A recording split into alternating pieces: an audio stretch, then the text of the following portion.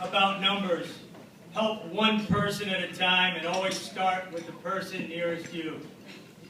You know Rick, you know that Rick Zimmer sets out every morning and every day to help the person nearest him. Although Rick's vocation is an engineer, his avocation is service.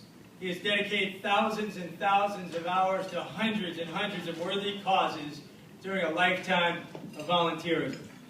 As an engineer, when asked how volunteering can make a difference, Rick is quick to point out, and I quote, "Noah's Ark was built by volunteers, and the Titanic was built by professionals."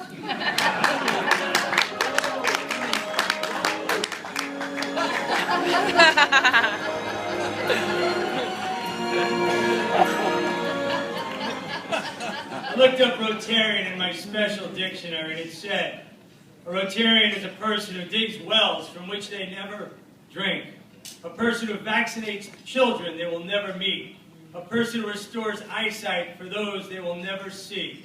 A Rotarian builds homes they will never live in, educates children they will never know, plants trees they will never sit under. A Rotarian feeds, educates, mentors, and helps people regardless of color, race, or politics. A Rotarian makes crawlers into walkers halfway around the world and knows real happiness can only be found by saving and serving others. Rick Zimmer is the definition of a Rotarian. Rick's commitment to community service is the stuff legends are made of. He has been a Rotarian for well over 2 decades and is the man behind the scenes at every event.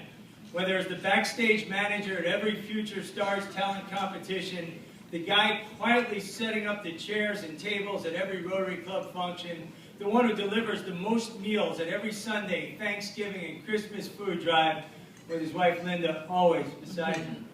Rick will be there, and you know he'll be there, and you can count on him to be there, and that is who Rick Zimmer is. He's the first to arrive at every Habitat for Humanity build, the guy selling the most raffle tickets, the usher, the ticket taker, the quiet, unsung hero who has always been there and always is there to lend a hand. Rick served as president of the Rotary Club of Boca Raton, and during Rotary's centennial year, he was responsible for building the carousel in Sugar Sands Park. What a monument that is. Personal note, it was just over 10 years ago, Rick invited me to my first Rotary Club meeting. I had no idea what Rotary was, and that was a day that changed my life forever. Ladies and gentlemen, it is my humble honor to introduce the 2013 Rotarian Lifetime Achievement Award winner, Rotarian, my friend, Rick Zimmer.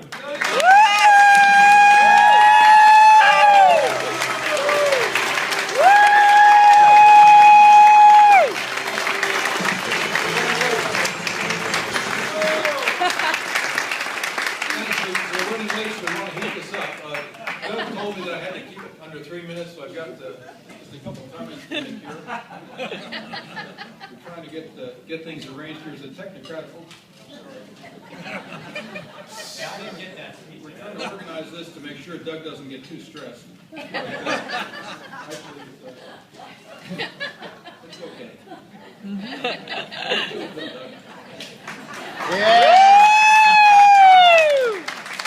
Thank you for coming tonight and to help in our mission of changing lives and building futures.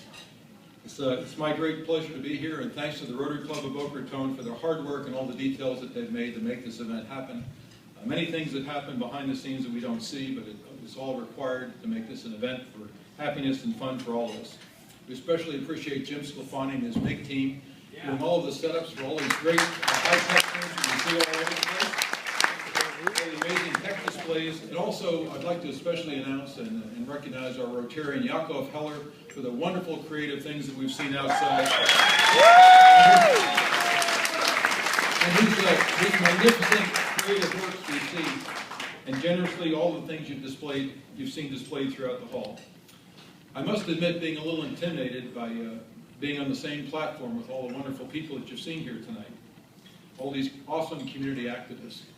My message tonight is that after we've acknowledged all of these things to the other Opal Award honorees, you may be thinking that doing something to the heights and the milestones mentioned earlier are beyond your reach. Well, maybe they are. But I feel the reason that I have been blessed with this recognition tonight is not because I'm a major force in the community. I am every man. My only recognizable attribute standing before you is that when an opportunity was there to serve, I showed up.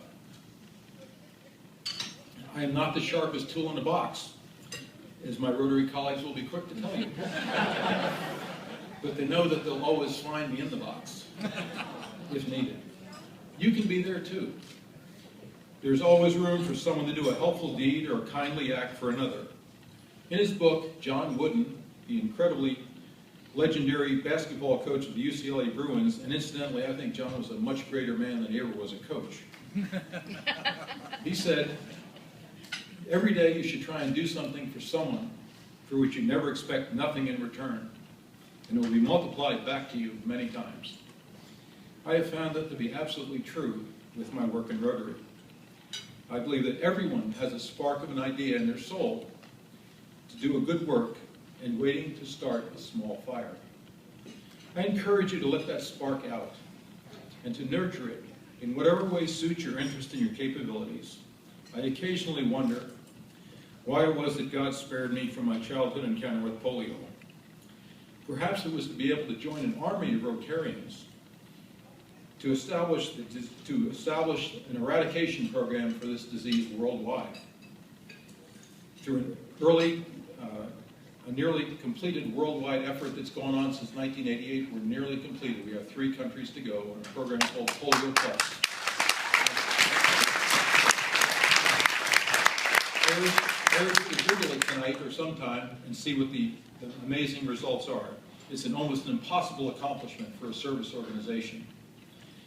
We can't all build a university or cure a disease like polio, but you could volunteer at Rotary's new Boca Library to read to a child, or you could help invite a neighbor who lost a loved one to go out for a coffee date to talk about it. You could donate a pint of blood. You could call Jim Gavrilos, a Rotarian that runs Helping Hands, to go down and help serve lunch one day. All these things you could find something to be outside of yourself that suits your interests and abilities, and find a way to pursue that something. When you throw a stone into a quiet lake, the stone generates ripples that generate far and wide. I'd urge you to be that stone, cause the ripple, create a change. Studies have shown that people of all ages that involve themselves in volunteering are generally happier and are even thought to live longer. Wouldn't that be an amazing thing? Your life can make a dent in the universe. Our city and our world needs more every man.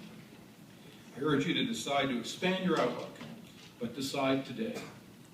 Thank you for the award, for this great honor. Thank you for being here tonight, and God bless you all.